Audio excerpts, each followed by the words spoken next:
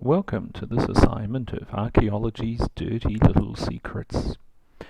Today I'm going to talk about a museum in Singapore called Memories at Old Ford Factory.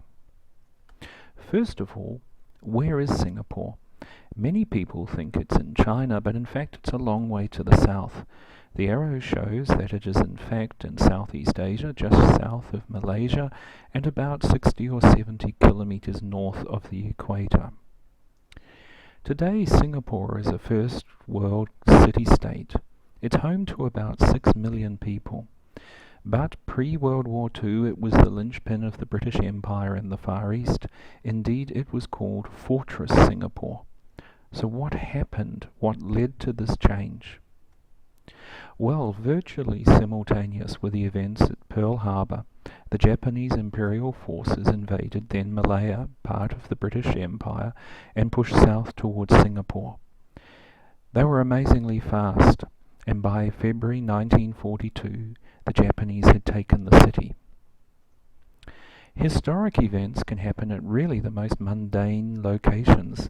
In this case, the greatest defeat of the British Empire was actually signed at a Ford factory.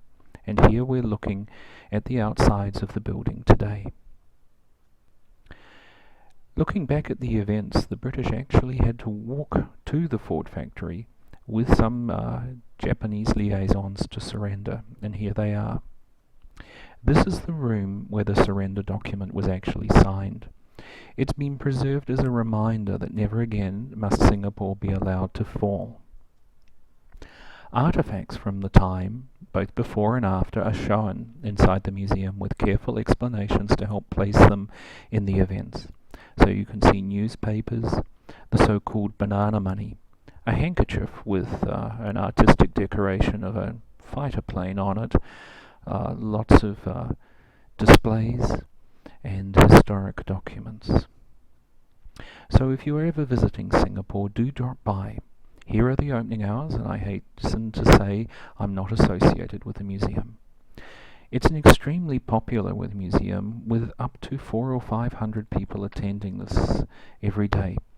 That's because since 1942 and independence much later, Singapore built a very strong armed forces so that never again would it be unable to defend itself.